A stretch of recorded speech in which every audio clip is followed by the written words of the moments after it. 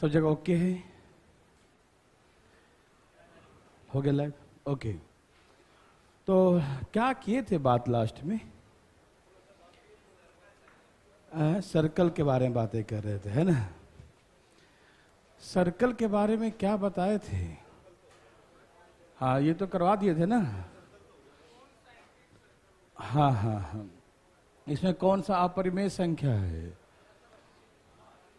पाई, ये तो हो गया था, है ना? ओके।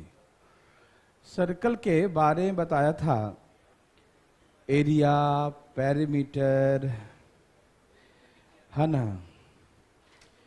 उसके बाद कॉन्सेंट्रिक सर्कल्स, है ना? ये हो गया था। कॉन्सेंट्रिक सर्कल का जो रिंग का एरिया, रिंग का पेरीमीटर, इंटरनल प्लस एक्सटर्नल का सम, ये था लास्ट ना? लास्ट यही था। ओके, अब आगे चलते हैं मेरे भाई बहन। अच्छा, उसका ये निकाले, उसकी चौड़ाई भी, लास्ट का चौड़ाई होगा शायद, देखिए तो, विड्थ ऑफ द रिंग, यही था ना? यस, ये था लास्ट। तो आज आगे चलते हैं हम लोग।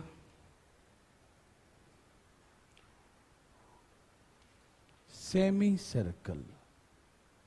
कैसी सर्कल है? सेमी, अर्धवृत्त। क्या बोलते हैं हिंदी में? अर्धवृत्त कहते हैं। ओके, आज की क्लासेस सबको ऑनलाइन मिल जाएगा, है ना? जो बच्चे घर बैठ के पढ़ रहे हैं वो घर बैठ के पढ़िएगा आराम से। सेमी सर्कल मतलब सर्कल का आधा भाग। एक सर्कल होता है, हिंदी बोलते हैं अर्धवृत्त, आधा वृत्त, वृत्त का आधा भाग, सेमी सर्कल, अर्धवृत्त। तो पूरा सर्कल का आधा भाग है, तो नेचुरली इसका एरिया बोलेगा तो पूरा सर्कल का होता है पाई आर स्क्वायर। क्या होता है? और आधे का क्या होगा?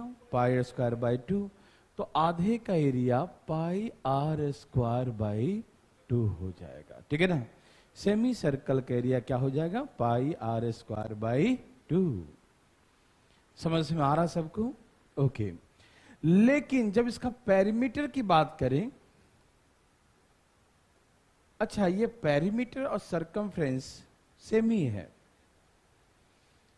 अदर में पेरीमीटर कहते हैं, सर्कल में उसी को सरकमफ्रेंस कहते हैं। दोनों का सेम मीनिंग है, बस नाम अलग अलग है ना? कि सर्कल में जो बाउंड्री का लेंथ होता है उसे पेरीमीटर तो कहते ही हैं, लेकिन स्पेशल उसमें नाम दिया गया है सरकमफ्रेंस, परिधि, है ना? तो कंफ्यूजन नहीं, ठीक है ना? अब हम सेमी सर्कल का, हम ये सेमी सर्कल ध्यान रखिएगा, सेमी है, सेमी सर्कल सेमी है, तो इसका पेरीमीटर निकालने कहेगा तो एक, अब पूरे सर्कल का कितना बोलते हैं? 2 पाई। पूरे सर्कल का सरकमफ्रेंस कितना होता है? 2 पाई आर। तो आधे का कितना होगा? Pi are. तो यहां से यहां तक का हो गया पाई आर। पूरे का होता है 2 पाई आर, तो यहां से यहां तक का क्या हो गया? Pi are. लेकिन सपोज कीजिए यहां से यहां तक का है पाई आर, आपका खेत है, क्या है? उस सेमी सर्कल आकार का है, और हम कहें उसको तार से फेंसिंग करिए, घेरिए, बाउंड्री करना है, घेरिए। तो कहां कहां घेरिएगा? सिर्फ इतना दूर घेर दीजिएगा या वो छोड़ दीजिएगा? कहां है भाई? जानवरों खेत में घुसने के लिए, खा जा के फसल है। घेरने का मतलब है कि आप ये भी घेरिएगा और ये भी घेरिएगा। समझ में आ रहा है ना? तो यहां से यहां तक होता है पाई आर, और यहां से यहां तक क्या है? डायमीटर है। क्या है ये? डायमीटर है। समझ में आ रहा है सबको ना? क्या है ये? डायमीटर है। तो 2r, क्या बोलते हैं इसको? या तो डायमीटर लिखिए या 2r लिखिए, क्योंकि diameter the twice of the radius. Diameter क्या होता है? रेडियस का दुगना होता है ना? तो पाई आर तो रहेगा ही, प्लस में 2r और ऐड हो जाएगा। हाँ, क्योंकि नीचे वाला भाग तो पाई आर हो गया और ये क्या है? 2r, तो ये और ऐड हो जाएगा, तो ये हो गया उसका पेरीमीटर।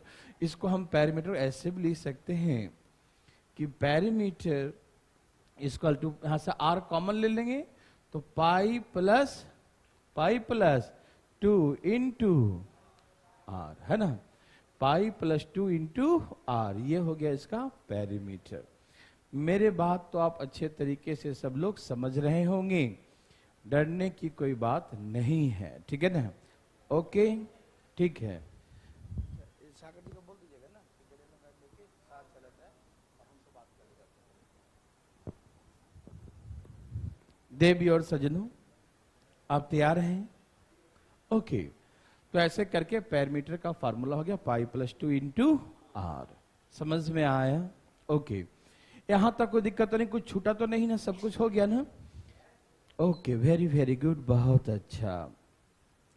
अब इसके बाद हम लोग चलते हैं आगे। कोई फार्मूला मिस नहीं होना चाहिए आपका, ठीक है? मिस तो नहीं होगा। मैंने उधर पैरेललोग्राम बता दिया, रोम्बस बता दिया, ठीक है ना? ट्रेपीजियम हो गया, क्वाड्रिलेटरल हो गया। अच्छा, हेक्सागोन हुआ नहीं ना? नहीं हुआ, ओहो, हेक्सा छूट गया है।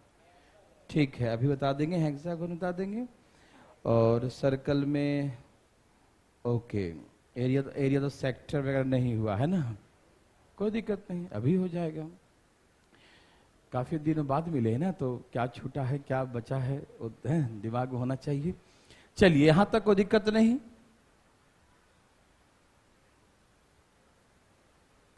यह है सर्कल, ठीक है ना?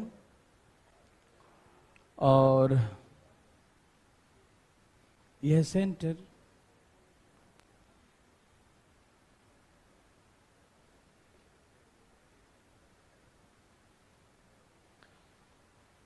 यह है सर्कल का एक छोटा सा टुकड़ा। क्या है ये? सर्कल का छोटा सा टुकड़ा। जैसे आप मंगाए, केक मंगा लिए और केक में से एक टुकड़ा काट लिए, है ना?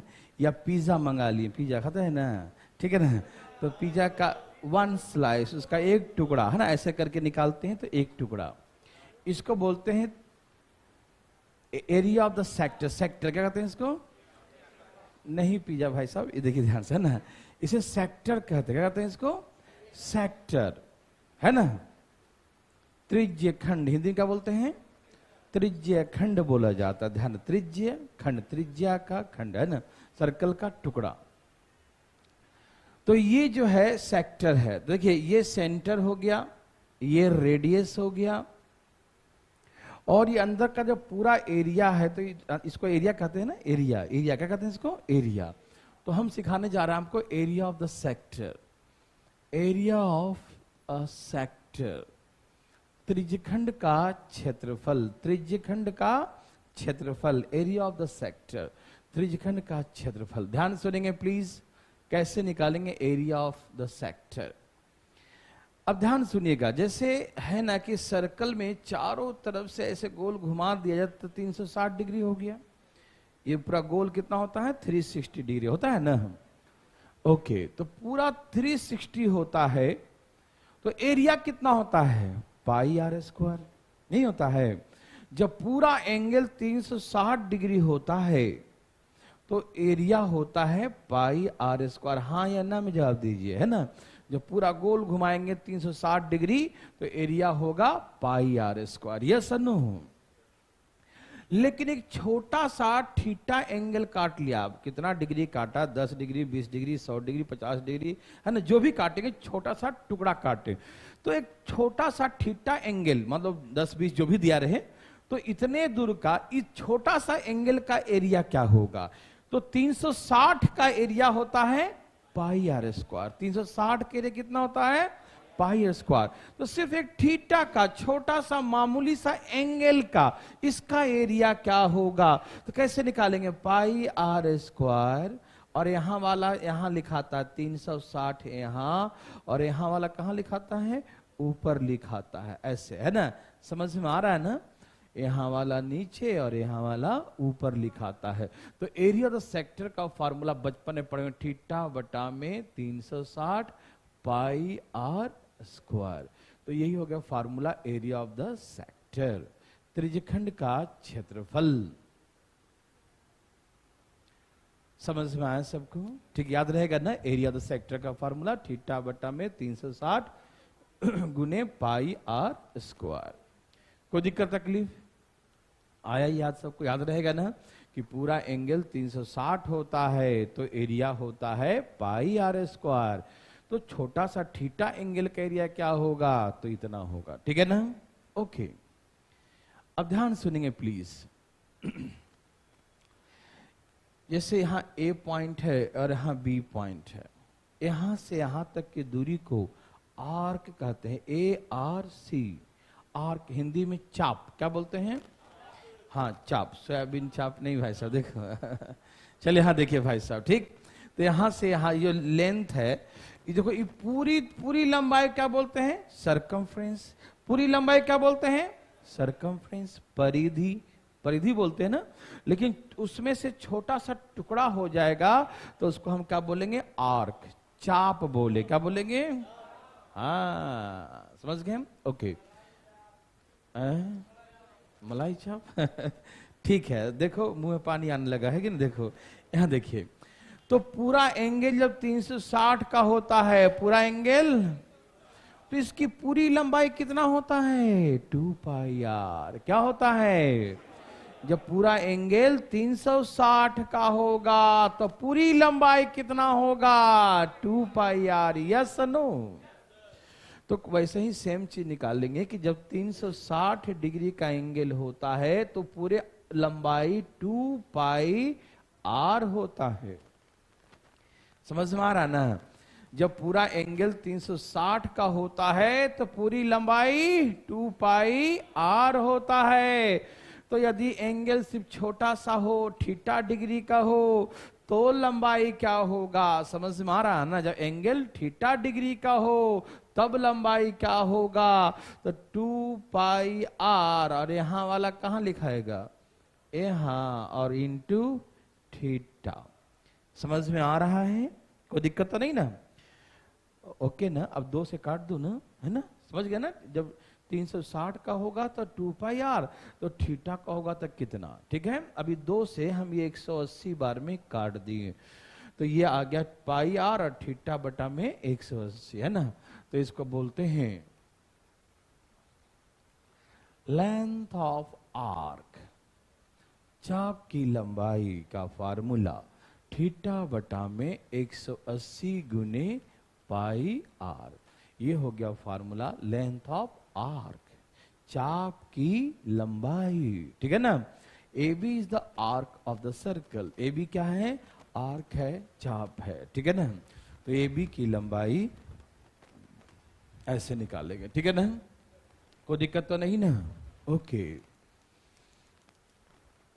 अब जो है इसमें पूछेगा कि पेरीमीटर ऑफ द सेक्टर, ये तो एरिया ऑफ द सेक्टर समझ में आ गया। पेरीमीटर ऑफ द सेक्टर, ठीक है ना? पेरीमीटर ऑफ द सेक्टर यहां लिख देता हूं, पेरीमीटर ऑफ सेक्टर, त्रिज्यखंड का परिमाप, त्रिज्यखंड का परिमाप। ठीक है ना? अच्छा ये बताइए कि पेरीमीटर क्या होता है? The length of the boundary. Perimeter क्या होता है? Length of the boundary, boundary की लंबाई होता है ना? तो भैया ये सेक्टर है, ये आपका खेत है ऐसा, इसको बाउंड्री से घेरिए तो क्या क्या घेरिएगा?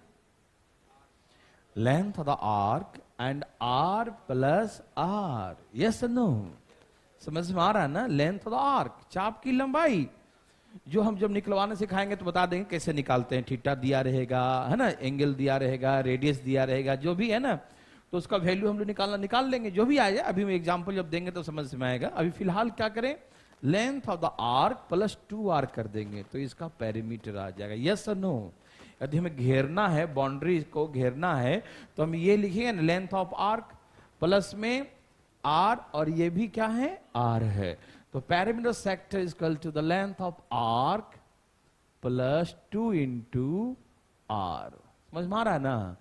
Length of the arc plus 2 into R. समझ में आया? कोई दिक्कत तो नहीं ना? फीलिंग हो रहा है सबको? जब क्वेश्चन बनेगा तो वहां पर और आपको समझ में आएगा बेहतर। ठीक है ना? फिलहाल हल्का सा इंट्रोडक्शन दे देते हैं सिर्फ इसके बारे में, ठीक है ना। तो चलें भाई साहब, कोई दिक्कत तकलीफ तो नहीं? ओके, चले।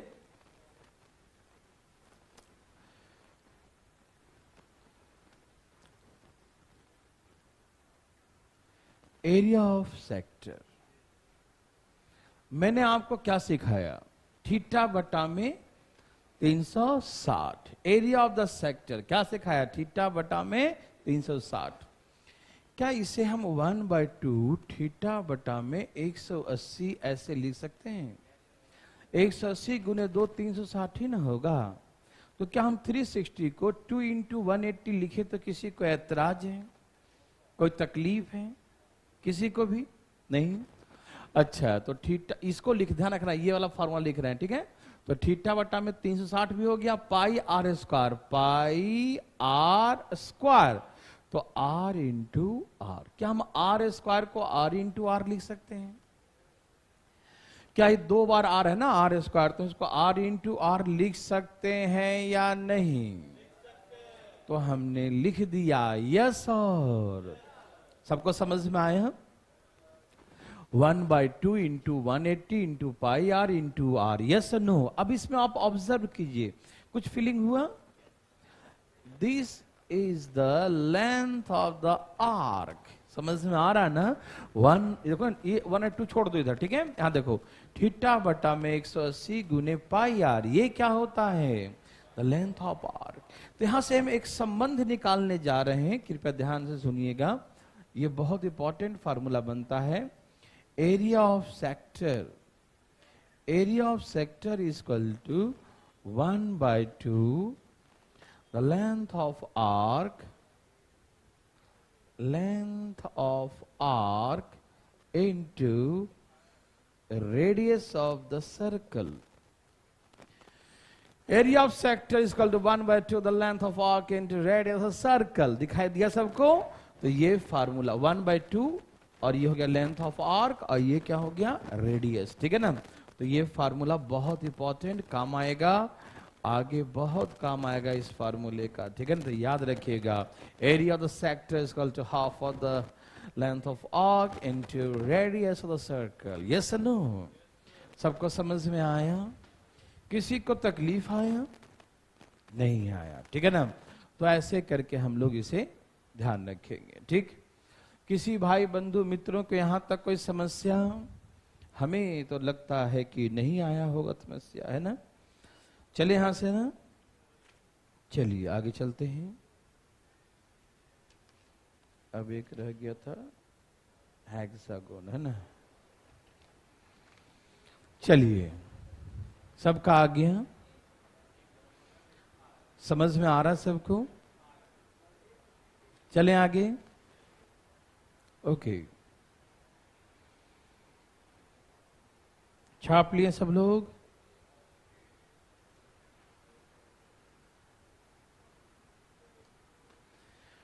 आइए हेक्सागोन देखते हैं, ठीक है ना। रेगुलर हेक्सागोन, क्या बोलेंगे? Regular hexagon. समषष्टभुज, क्या? समषष्टभुज। 6 भुजा वाला, कौन सा वाला? 6 भुजा वाला, हाँ हेक्सागोन। इसमें तो हेक्सा है, पेंटा तक है। चलो भाई साहब, गोली मारो इसको।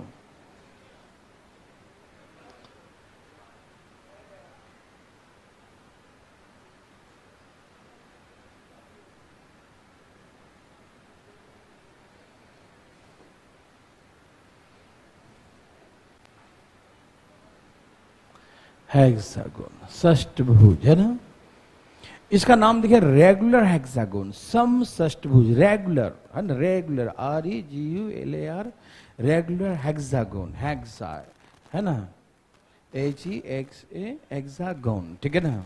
सब लिख लिए। समषष्टभुज, सम मतलब बराबर, और षष्टभुज, षष्ट कौन पढ़े थे ना बचपन में, वो वाला सा, ठीक है ना, षष्टभुज।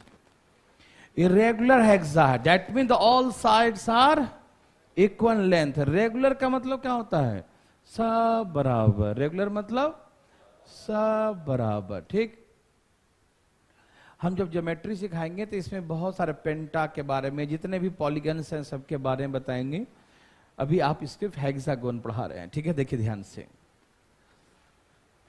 षष्ठभुज है ना, सब तैयार हैं भाई बंधु?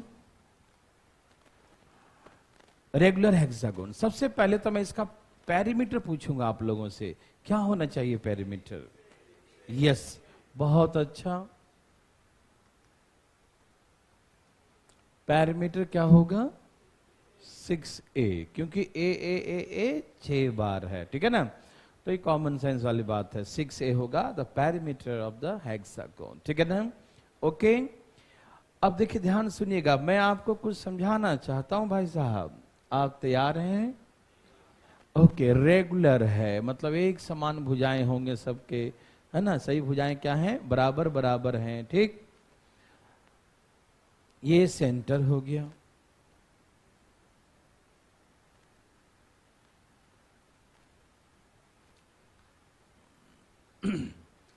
ऐसे करके सेंटर से ये 6 बराबर भागों में विभाजित हो जाता है। कितने भागों में? 6 बराबर। बराबर इसलिए बोलेंगे क्योंकि सही भुजाएं तो बराबर है, तो सबका जो है ना एरिया कितना बराबर कटेगा, है ना? क्योंकि सबका मुंह यहाँ से बराबर है तो सब उतना ही फैलेगा ना जितना ये सब फैलेगा, है ना? सबका, है ना? क्योंकि सबका ये मुंह बराबर है तो यहाँ से जो फैलेगा वो बराबर ही फैलेगा यहाँ से, ठीक है ना? तो ऑल एरिया, है ना, क्या है? इक्वल है। समझ में आ रहा है सबको? ठीक है। तो 6 इक्वल पार्ट में, 6 बराबर भागों में बढ़ जाता है, ठीक है ना? ओके।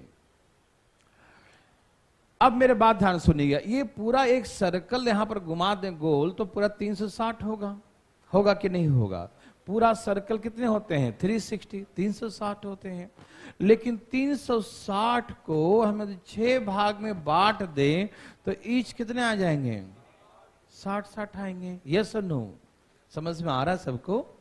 क्योंकि पूरा एक ऐसे यहां से गोल घुमाइए ना तो 360 होगा ना, और 360 को हम ऐसे 6 भाग में काट दिए ना, 1 2 3 4 5 6, 6 भाग में, और वही बराबर बराबर है, रेगुलर है, एक जैसा है। तो 360 को 6 भाग में बांटेंगे तो 60 डिग्री आएगा। आएगा कि नहीं आएगा? मतलब ये जो एंगल आया यहां पर वो कितने डिग्री का आया? 60 डिग्री का आया। कितने का एंगल आया भाई साहब? 60 डिग्री का आया, 60 डिग्री का एंगल आया। बहुत अच्छा। अब मेरे बात ध्यान सुनिएगा प्लीज। अब यहां से जितनी दूरी इसकी होगी उतनी ही दूरी इसकी होगी, जितनी दूरी इसकी होगी उतनी ही दूरी इस, सब बराबर है क्योंकि सब के सब भुजाएं क्या हैं? बराबर है, रेगुलर। तो फिलहाल समझिएगा, ये दोनों भुजा तो बराबर होगा कि नहीं होगा? होगा कि नहीं? तो चलिए, इक्विलेटरल है या नहीं अभी नहीं बोलेंगे हम, अब आप ही बोलिएगा। पहले इतना तो है कि आइसोसेलेस तो है, ये जो ट्रायंगल है इक्विलेटरल, लेकिन अभी छोड़ दिए इक्विलेटरल को, बस इतना बता दीजिए कि ये और ये दोनों भुजाएं बराबर है या नहीं है? दोनों साइड यदि इक्वल है तो एटलीस्ट आइसोसेलेस तो होगा ही, एटलीस्ट आइसोसेलेस तो होगा ही। यदि आइसोसेलेस है तो ये दोनों भुजाएं बराबर है तो दोनों एंगल भी ये दोनों बराबर होगा, हाँ या ना? होगा ना? अच्छा, ट्रायंगल का तीनों एंगल का सम 180 होता है, उसमें से 60 हो गया तो 180 में से 60 माइनस कर दीजिए। 180 में से 60 माइनस कितना बच गया? तो इन दोनों का सम 120 होगा, हाँ या ना? और ये दोनों बराबर बराबर है तो 60-60 दो भाग में बट गया तो ये भी 60 डिग्री हुआ और ये भी 60 डिग्री होगा, हाँ या ना? तो दैट मीन्स ये कैसा ट्रायंगल बना? इक्विलेटरल ट्रायंगल बना। समझ में आ रहा है ना? तो ऐसे ऐसे 6 समबाहु त्रिभुज बनेंगे। कैसे कैसे? ऐसे ऐसे 6 इक्विलेटरल ट्रायंगल। कितने इक्विलेटरल? 6 इक्विलेटरल। सबको समझ में आ रहा है? कोई दिक्कत तो नहीं? अच्छा, इक्विलेटरल का तो एरिया आपको पता होगा। एक इक्विलेटरल ट्रायंगल का एरिया होता है √3/4 इंटू साइड स्क्वायर। होता है या नहीं? तो एक ऐसा एक दिखाई दे रहा है ना, एक ऐसे एक उसका स्लाइस जो है, एक टुकड़ा जो है तरबूज का एक भाग है ना, वो कितने हैं? √3/4 इंटू a स्क्वायर, है ना? आप फीलिंग कर रहे हैं ना? तो ऐसे से कितने पार्ट हैं इसके? 6 पार्ट्स है ना। तो हम जो पूरे का एरिया निकालें, हम यदि आपसे पूछें कि find the area of the hexagon, बस एरिया लिखता हूं, एरिया निकालिए, तो क्या लिखेंगे आप?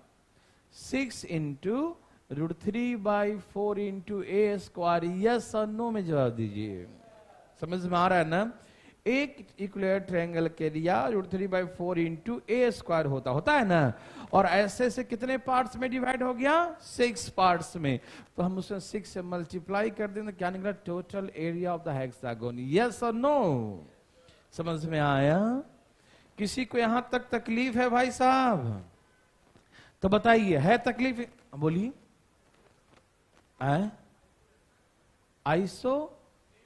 आइसोसेलस कैसे होगा आप बताइए? हम कैसे बताएं? क्योंकि आपको तो दिन में तो दिखाई देता है सबको। तो ये दिखाई दे रहा है कि यहां से सबकी दूरी क्या होगी? बराबर है, सब बराबर ही है। क्योंकि इसमें बराबर भुजाएं है ना। तो मैंने क्या बोला कि सबका ऐसे मुंह आगे का बराबर फटा हुआ, हाँ ऐसे करके नहीं समझा, तो दूरी भी क्या होगा? बराबर होगा। तो यहां से जितना दूरी पर ये, उतनी दूरी पर ये होगा, ये भी होगा, ये भी। तो ये दोनों भुजाएं तो बराबर तो होगा ना, कि नहीं होगा? फीलिंग नहीं हो रहा क्या आपको? हो गया? अरे हो गया भाई, है ना? फीलिंग हो गया। तो ये फीलिंग होना चाहिए, ठीक है ना? अच्छी बात है। चलिए, तो आइसोसेलस होगा तो हम उससे ये दोनों बराबर कर दिए, और इन दोनों से बराबर देखें कि ये भी 60 आ गया, तो तीनों बराबर हो गया। तो हम समझ गए कि इक्विलेटरल हो गया। इक्विलेटरल के √3/4 इंटू साइड स्क्वायर होता है। तो ऐसा 6 टुकड़ा है तो 6 से गुना कर दिया, पूरे का एरिया आ गया। यस और no? Okay, very very good. तो चलें देर सजनों,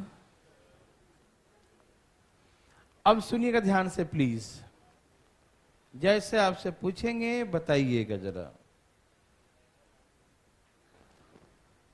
अच्छा, ये जो है ना, ये हम यहां से लंब डाल दिए। क्या कर दिए? तो ये क्या हो गया? लंब। ये इक्विलेटरल ट्रायंगल का हाइट क्या है? ये भाई साहब देखिएगा, दिखाई दे रहा है ना? भाई साहब हम इसको क्या बनाए हैं? नहीं, वो भाई साहब कुछ सोचते रहते हैं, जो हम बोलेंगे और सोचते रहते हैं तो उस समय का कनेक्शन कट जाता है ना। तो मालूम चलता है कि क्या बोल दिए, पता नहीं चला। भाई साहब क्या बोले? परपेंडिकुलर हाइट किसका है? ये इक्विलेटरल ट्रायंगल का है ना। किसका है? क्योंकि ये एक इक्विलेटरल ट्रायंगल है तो उसी का हाइट हुआ ना। ये समबाहु त्रिभुज का ऊंचाई, और फार्मूला याद है? समबाहु त्रिभुज का ऊंचाई है। इक्विलेटरल ट्रायंगल हाइट क्या था? होली में मालपुए के साथ खत्म। देखो ए भाई साहब, याद तो होगा ही। क्या होता हाइट का फार्मूला भाई साहब? ये कह रहे हैं घर पे छोड़ के आ गया हो, पुराना कॉपी। अच्छा अच्छा, देख के बोलते का याद होगा। लोग पेज पलटना शुरू कर दिए हैं, याद तो होगा ही, ठीक है ना? हाँ, √3/2 इंटू ए क्या होता है? तो यहां से यहां तक समबाहु त्रिभुज का ऊंचाई है, उसका फार्मूला होता है √3/2 इंटू। ये तो सिर्फ यहां से यहां तक हुआ ना। और यदि हम रेगुलर हेक्सागोन की हाइट पूछें तो ये डबल कर दें तो कोई दिक्कत?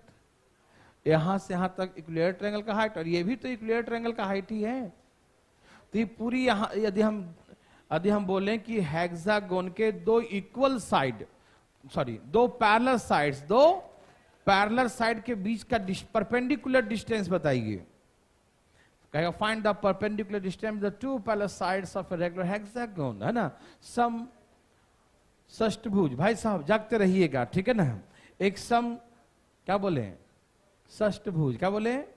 सम षष्ठभुज। रेगुलर हेक्सागोन एक सम षष्ठभुज के समानांतर भुजा, कौन सी भुजा?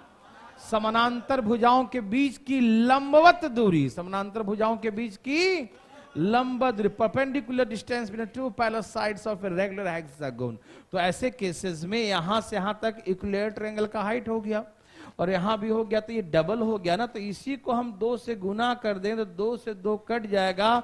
तो यही हो गया हेक्सागोन का हाइट का फार्मूला √3 इंटू ए। समझ में आया भाई साहब? क्या ये बच्चा वाला है ना, ठीक है ना। तो हम समबाहु त्रिभुज का हाइट निकाल के हमने क्या कर दिया, डबल कर दिया। किसी भाई को यहां तक दिक्कत है? नो। तो आगे चलने की अनुमति है? वाह भाई साहब, चले आगे। अब यहां देखा जाए जरा फटाफट।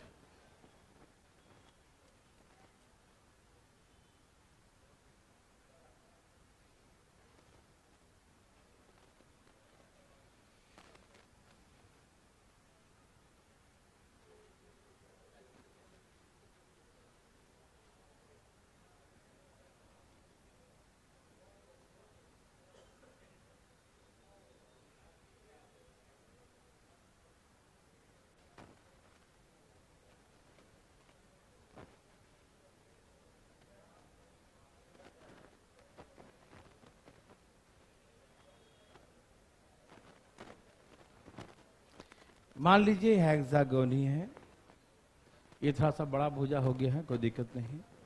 रेगुलर हेक्सागोन, सम षष्टभुज। कैसा षष्टभुज है? All sides are equal in length. सभी भुजाएं आपस में क्या हैं? बराबर हैं, ठीक है ना।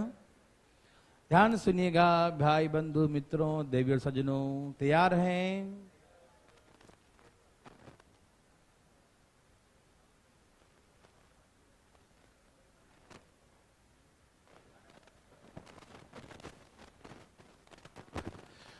बनाइए इसका अंदर में एक सर्कल।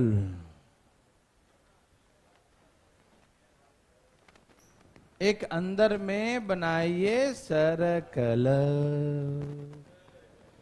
क्या बनाया? सर्कल। सबने बनाया? ठीक है, ओके। अब हमको निकालना है radius of the incircle of regular hexagon. Radius of incircle, अंतःवृत्त की त्रिज्या। Radius of incircle of regular hexagon, समषष्टभुज के अंतःवृत्त की त्रिज्या। क्या आप तैयार हैं? ओके।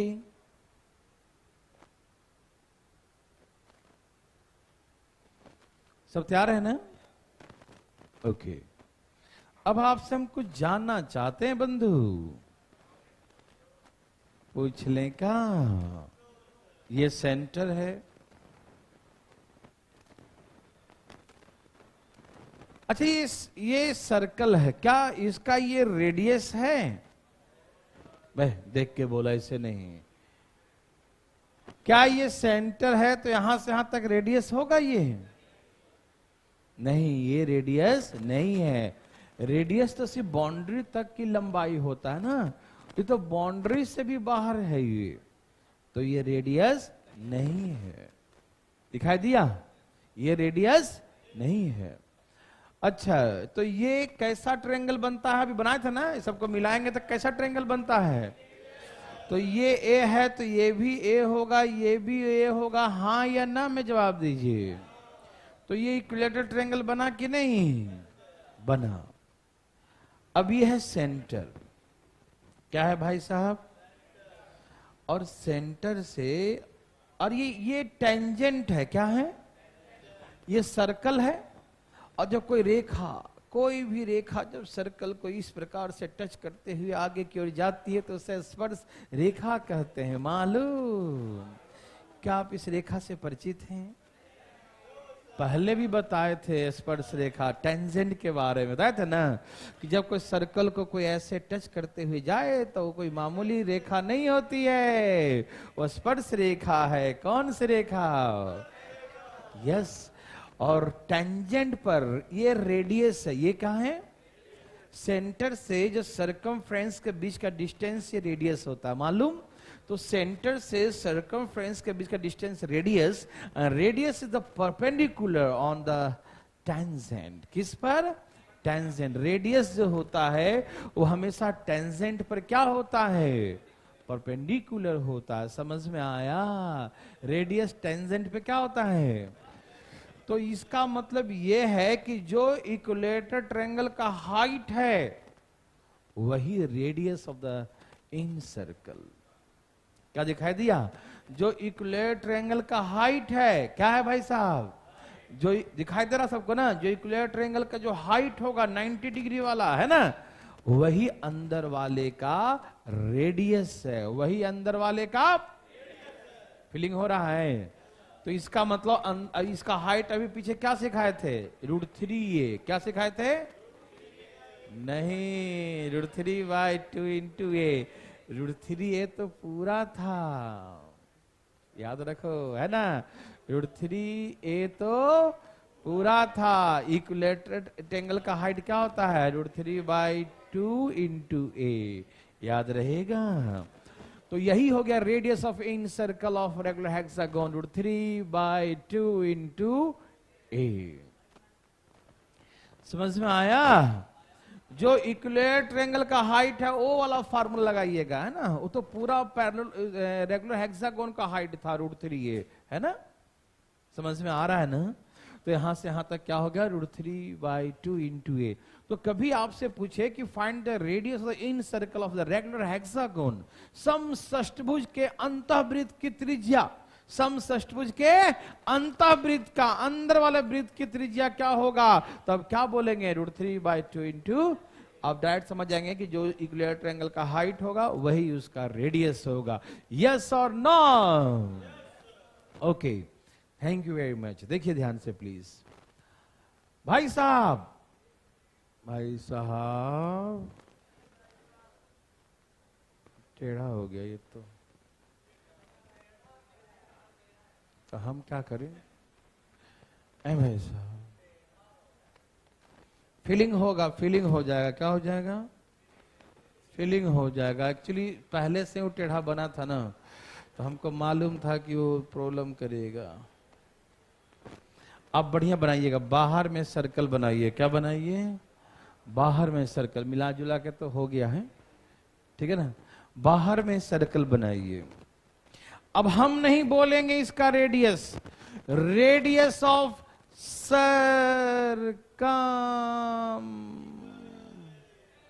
सर्कल,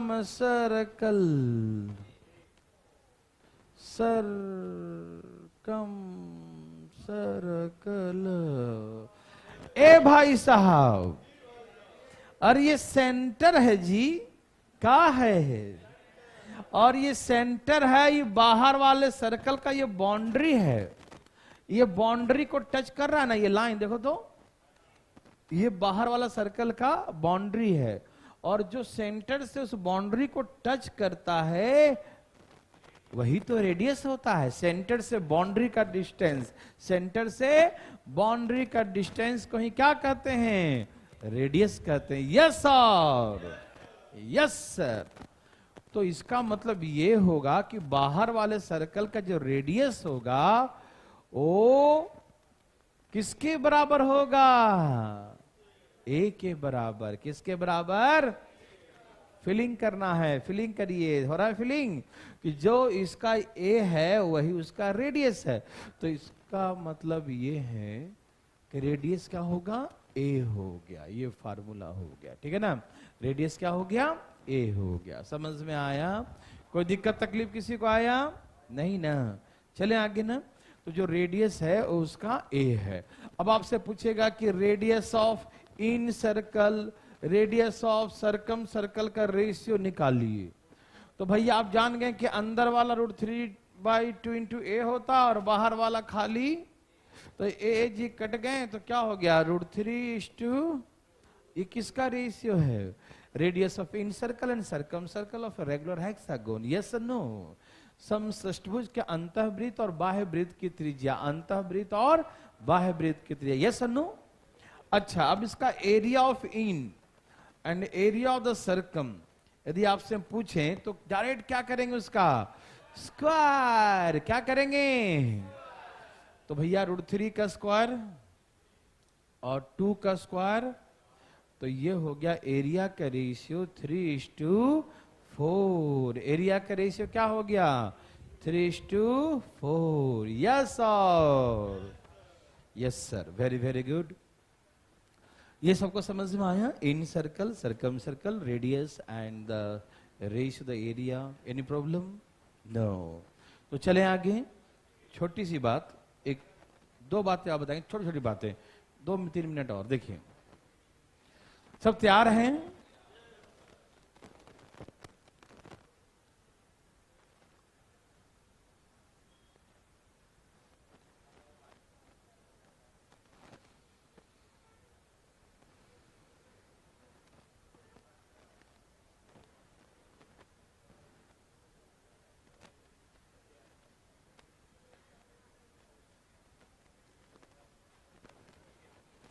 ये है रेगुलर हेक्सागोन, ठीक है ना? समषष्टभुज।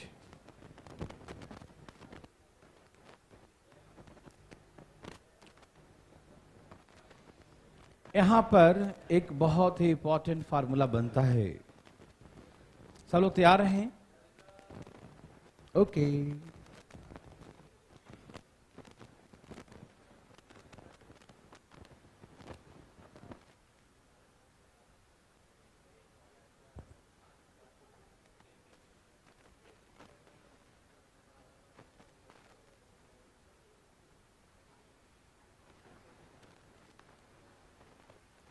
फिलिंग हुआ? ये एक ट्रायंगल बन गया। क्या बन गया? एक त्रिभुज बन गया। देख कैसे बनाया है, एक एक छोड़ छोड़ के। देखो यहां ज्वाइंट किया है तो यहां छोड़ दिया, फिर यहां ज्वाइंट किया तो यहां छोड़ दिया, फिर यहां ज्वाइंट किया तो यहां छोड़ दिया। एक अल्टरनेट में है, ध्यान रखिएगा, ठीक है? कोई भी मत मिला दीजिएगा। बना लिए भाई साहब? ठीक है। अब इसका पूछ देगा, इसका साइड साइड निकल जाएगा तो एरिया भी निकल जाएगा, जो भी है। ये है इक्विलैटरल ट्रायंगल। क्या है ये? समबाहु। लेकिन कैसे, आइए मैं समझाता हूं समबाहु कैसे है। जरा सा आप गौर फरमाइएगा प्लीज, यहां पर प्लीज ध्यान सुनिएगा। मान लीजिए ऐसे रेगुलर हेक्सागोन। अच्छा, ये जो यहां से यहां ऐसे सीधे मिलाए हैं, ये क्या है? दो पैरेलल साइड के बीच का दूरी है ना। The perpendicular distance between two parallel side, सिखाए थे ना? दो समानांतर भुजाओं के बीच लंबवत दूरी है ना भाई? भाई साहब समझ रहे हैं ना? पक्का ना? हो रहा फीलिंग ना? ये दो पैरेलल साइड्स हैं, उनके बीच का परपेंडिकुलर डिस्टेंस। और इसका हाइट का फॉर्मूला क्या सिखाया था? पीछे देखो ना, आज कोई दिक्कत नहीं है, देख सकते हो पीछे। अरे इसे बहाने याद तो हो जाएगा, एक बार देखो तो सही। हाइट का शर्मा क्यों रहे हो? हाइट का फॉर्मूला क्या सिखाया था? क्या सिखाया था? ओके, मतलब ये जो दो ऐसे मिलाएंगे तो इसे √3a बोलेंगे, हाँ या ना? ओके, बहुत अच्छा। अब आप मुझे फटाफट बताएंगे देवी और सजनों, जैसे इन दोनों के बीच की दूरी ये वाला हो गया, तो आप सपोज कीजिए कि ये दोनों भी पैरेलल हैं, इन दोनों पैरेलल है ना, तो इनके बीच का दूरी ये हुआ कि नहीं? ये भी तो उनके बीच की दूरी है या नहीं? ये दोनों पैरेलल, जैसे आपको सब कुछ सीधा साफ साफ दिखता है और टेढ़ा दिखता ही नहीं है। तो टेढ़ा हो तो कॉपी घुमा के देख लिया करो। देखो ये दोनों भुजाएं, ये भुजा और ये भुजा पैरेलल है, और दोनों पैरेलल के बीच का डिस्टेंस यही तो है। नहीं दिखाई दिया? ये दोनों भुजा साइड क्या है? पैरेलल है, और पैरेलल के बीच का ये डिस्टेंस है। तो ये भी तो √3a हुआ, यस और नो? हुआ कि नहीं हुआ? समझ में आ रहा सबको? एंड सिमिलरली ध्यान देखें प्लीज फटाफट। तैयार हैं सब लोग? अब देखिए, यहां ये और ये, इसे भी गौर से देखिए। ये भुजा और ये भुजा एक दूसरे के पैरेलल है या नहीं है?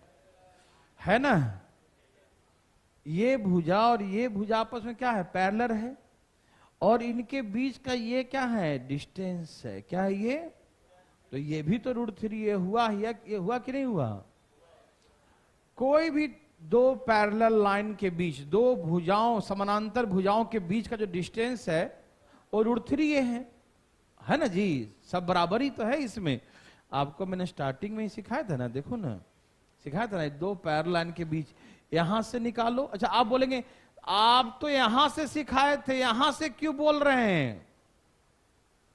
अब बोलेंगे ना आप तो ये हाइट सिखाए थे √3a, ये थोड़ी सिखाए थे। तो हम क्या सिखाए थे कि दो पैरेलल लाइन है, उसका दूरी यहां से नापो, चाहे यहां से नापो, चाहे यहां से नापो, सब क्या होता है, बराबर होता है। मैंने सिखाया था ना कि पैरेलल उसी को कहते हैं कि जिनके बीच का डिस्टेंस ऑलवेज कांस्टेंट, कहीं से भी नापेंगे तो डिस्टेंस क्या होगा, एक समान। रेलवे के पटरी, ट्रेन का ट्रैक, ट्रैक में क्या है, डिस्टेंस दोनों के बीच में से कांस्टेंट रहेगा तभी तो चलेगी ट्रेन, नहीं तो आगे जाए कम हो गया तो ट्रेन भी कम हो जाएगी, एक है ना, वो पलट जाएगी, है कि नहीं, एक्सीडेंट हो जाएगा। तो इसीलिए ये दूरी निकालिए, चाहे ये दूरी निकालिए, चाहे ये दूरी निकालिए, चाहे इनके और इनके बीच का पैरेलल ये निकालिए, चाहे इनके इनके बीच का पैरेलल ये निकालिए, या इनके और इनके बीच का पैरेलल ये निकालिए, ये निकालिए, ऑल आर इक्वल, सभी का होंगे। समझ में आ रहा है? Okay, very very good. तो हमने जो कहा मेरे भाई बंधु, ये वही है। देखो ये लाइन पैरेलल है और उनके बीच का डिस्टेंस को √3 ये कहते हैं, हाँ या ना। देखो गौर से देखना, ये लाइन और ये लाइन पैरेलल है, उनके बीच का दूरी क्या होता है, √3 ये, हाँ या ना। ये लाइन और ये लाइन पैरेलल, उनके बीच का दूरी क्या होता है, √3 इंटू ये, यस और नो। तो ऐसे करके बनेगा इक्विलैटरल ट्रायंगल। क्या बनेगा, इक्विलैटरल ट्रायंगल, ठीक है ना। कैसा बनेगा, इक्विलैटरल ट्रायंगल, ठीक है ना। और इसका जो साइड होगा वो √3a होगा, और एरिया होगा इसका तो √3, एरिया तो आप निकाल लीजिए, √3/4 इंटू साइड, निकाल लेंगे ना, √3/4 इंटू साइड स्क्वायर। जो साइड हमारा ये था, साइड का स्क्वायर, ये बस साइड लिखना सीख जाइए, एरिया तो अपने आप निकाल लीजिएगा, ठीक है ना। ओके ना, कोई दिक्कत तकलीफ तो नहीं, समझ में आया भाई बंधु मित्रों, कोई दिक्कत तो नहीं, ठीक है। एरिया को जरूरी नहीं है, क्योंकि साइड निकालने आ जाएगा तो जो एरिया फेरिया जो निकालने कहेगा तो हम बाद में निकाल लेंगे, ठीक है ना। कोई दिक्कत तकलीफ। एक छोटी सी बात और, बस एक लास्ट, काहे भाई साहब, थोड़ा सा, आज की क्लास तो ऑनलाइन भी अवेलेबल है, नहीं भी रहे तो कोई दिक्कत नहीं है।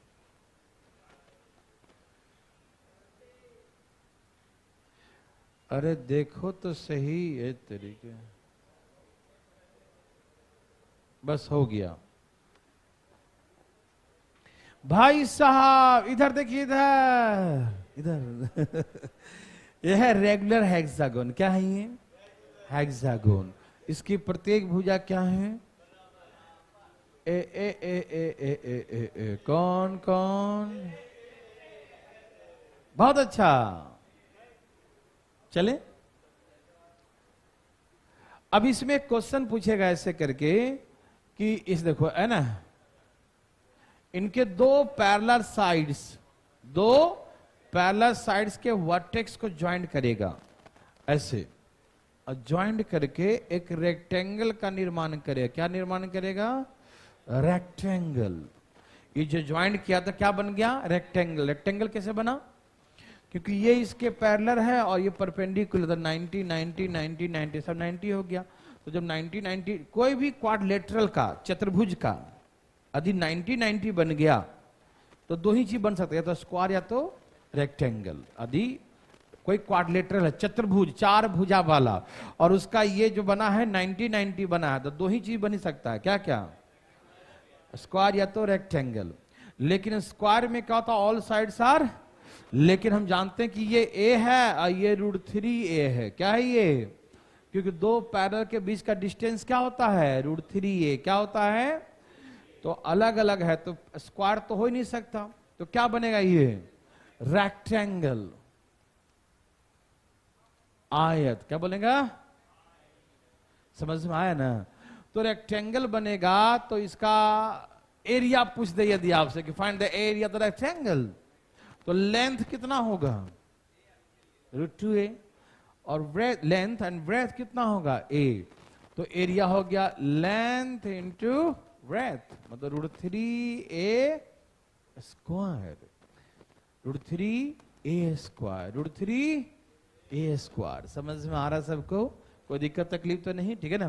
तो ऐसे करके जो बोलेगा कि एक रेगुलर हेक्सागोन है, इसके अंदर में जो है इसके पैरेलल भुजाओं को, दो पैरेलल साइड्स को, इसके वर्टेक्स को ज्वाइंट कर देगा, ठीक है ना? और वर्टेक्स को ज्वाइंट करके एक रेक्टेंगल बनाएगा। तो रेक्टेंगल का एरिया निकालिए। तो क्या आप निकाल सकते हैं? क्या काहे नहीं निकालेंगे? आप निकालना तो पड़ेगा ही, ठीक है ना? ओके, तो आज हम ज्यादा नहीं पढ़ा रहे हैं, है ना? ऑनलाइन क्लासेस चलेंगे कल तक, ठीक है ना? परसों से सब क्लासेस रेगुलर हो जाएंगे। तो आज थोड़ा कम ही पढ़िए। Okay, bye bye. ऑनलाइन में कम ही कम।